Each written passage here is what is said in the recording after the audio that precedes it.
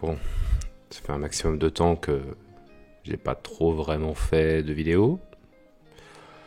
Alors, routine du matin, évidemment, l'implant des yeux est toujours là. Mais attends, mais il manque un truc là. Un jour, il faudrait que je pense à changer ce fond vert. Et que j'achète un vrai fond vert. Qui prenne moins de place, qui soit plus efficace, ça arrivera. Pour le moment... Bonjour. Ça fait longtemps, je sais, certains d'entre vous savent pourquoi. Si vous voulez plus de détails, venez sur Twitch. Un dimanche sur deux, Dual Commander, on se rosse avec Zael. Sinon, on monte des packs Commander, multi-Commander, Dual Commander. Et on fait aussi du limité. Parce que c'est vachement bien le limité. Annonce, je serai présent à l'événement Commander l'Assemblée qui se déroulera les 23 et 24 juillet 2022 à Auxerre. Du coup, en prévision de cet événement-là, qui est principalement du Commander, comme son nom l'indique, vous allez me dire c'est logique, mais je préfère le préciser, on revient avec un petit top 10 qui n'est pas très original, mais ça met la max. Voilà, top 10 sur l'extension qui sortira du coup début juillet 2022. À savoir Double Master 2022. Je vous le rappelle au cas où, ce top est purement personnel. Les cartes ne sont pas dans l'ordre, et ce sont que des rares et des mythiques. On part sur un contrat de type zéro limite de budget. Ce sont du coup pour moi des cartes qui sont intéressantes à récupérer dans un pool de cartes Commander pour l'avenir. Ce sont des cartes qui, je pense, ne vieilliront pas trop mal et vous serviront toujours à un moment donné dans votre vie de joueur de Magic l'assemblage de cartes à jouer et à collectionner. Ça faisait longtemps qu'on l'avait pas sorti celle-là. On commence par Arche de Mana. Des fois vous voyez deux listes de decks en multi-commander qui sont relativement les mêmes, mais avec 500 $ de différence de prix. C'est juste parce que dedans il y a soit des bilans, soit des cailloux comme celui-ci qui vous permettent de vous accélérer, de prendre l'avantage sur votre adversaire en termes de ressources aussi, et qui vous met devant dans la partie. Arche de Mana, une carte à récupérer au même titre que Mana Crypt, si jamais vous avez encore plus de moula. Bon, c'est pas dans l'extension, mais ce sont des cartes qui se complémentent et qui font en soi la même chose. Mais en différent. Bref, vous avez compris. Récupérer Arche de Mana. Hôtel Phyrexian. Oui, mais Guigou, Hôtel Phyrexian, c'est encore pour faire combo avec Sirligan et Guide Karmique. Tu fais mana en boucle, tu sacrifies en boucle. Pas mana en boucle du coup, mais mana infini, donc ça fait quand même une boucle. Bref, t'as compris. C'est un peu pénible. Pourquoi? Oui, c'est une carte à combo, je suis d'accord avec toi, effectivement. Même dans des cartes avec des zombies ou avec Yogg-Zubul, ça peut faire aussi des pâtés, ça peut faire des choses vraiment sympas.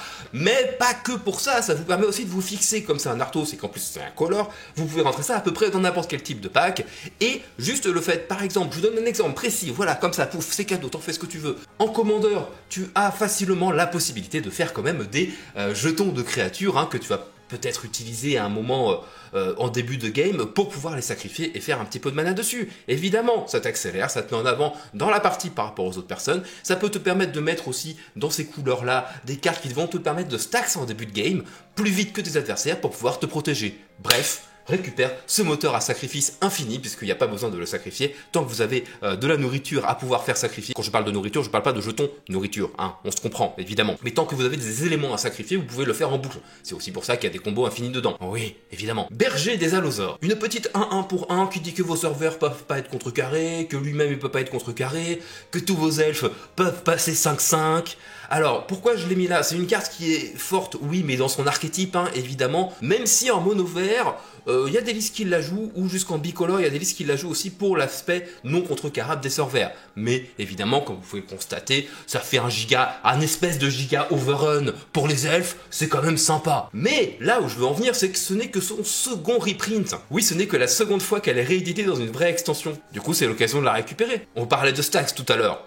Une carte qui va bien dans l'archétype Stax, évidemment. Dîme étouffante. Dîme étouffante, ça rappellera Mystic Study, évidemment, en bleu. Dîme étouffante, c'est une carte qu'on retrouve très régulièrement en multi-commandeur, sincèrement. Et moi, dès que je joue blanc, en général, je la mets dans mon pack. En plus, ça a l'intelligence d'être un enchantement, et on le sait, les enchants en commandeur, ça fait partie des permanents qui sont le plus pénibles à gérer. Parce que, au même titre que l'exil de cimetière, il n'y a pas beaucoup de cartes efficientes en multi-commandeur. Il y en a, évidemment, mais pas beaucoup. Enfin, pas un maximum, pour pouvoir les gérer. Et au même titre que la carte précédente, c'est tout de suite sa première réédition depuis l'allégeance de Ravnica. Donc ça commence à dater un peu quand même. Sceau impérial. Il y a beaucoup de tutors en noir, mais celui-ci fait partie quand même des plus puissants, faut quand même l'avouer. Qui est en général à 40 en multi-commandeur. Bon, payez 2 points de vie même en début de partie pour aller vous chercher la petite carte qui vous permet de vous accélérer ou d'aller chercher aussi votre combo dans votre pack. Et en plus, c'est que pour 1, ça met la max.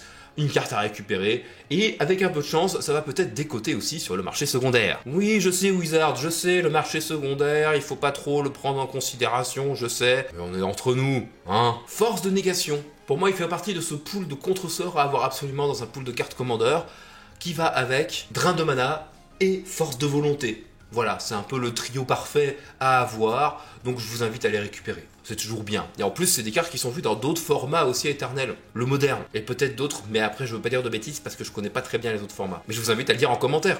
Par exemple, je sais pas, si c'est joué en Legacy, en Vintage, ça vous informer tout le monde. Et on est content.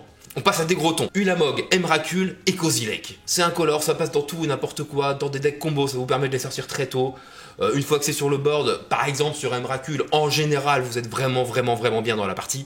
Hein, voilà. Pour pas dire que vous avez déjà gagné. L'occasion de les récupérer peut-être un peu moins cher, ou les ouvrir dans des boosters, ou sur un draft. Sensei Divine Top, une carte relativement emblématique de Magic, hein, petit arceau qui te permet de pouvoir avoir les informations de ta draw. Je la joue dans Yuriko perso, mais ça rentre dans plein d'autres packs Commander.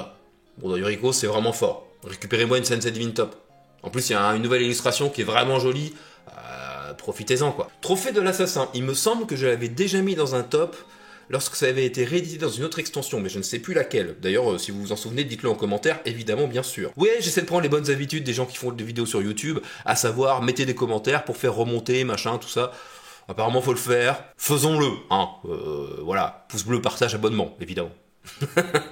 Ah, ce chacal, quoi. Cette carte a une double intelligence. La première, d'être une éphémère. La seconde, de pouvoir détruire un permanent, pour 2. Ok, l'adversaire il va chercher un terrain, mais ça peut nous permettre de gérer aussi un terrain qui est vraiment pénible, utile à tout moment de la partie, pour gérer un commandant, dans des couleurs qui sont relativement fortes en commandeur multi, il faut quand même l'avouer. Moi je rentre ça dans mes reines évidemment, et je rentre ça dans le prochain dual commandeur qu'on va monter, à savoir Grist, si un jour je reçois mes cartes. Une carte qui n'a jamais vraiment été rééditée, et qui synergise avec le fait de lancer des sorts non créatures. Ça rappelle très succinctement Narset, et comme ça n'a jamais été réédité, c'est l'occasion de la récupérer quoi.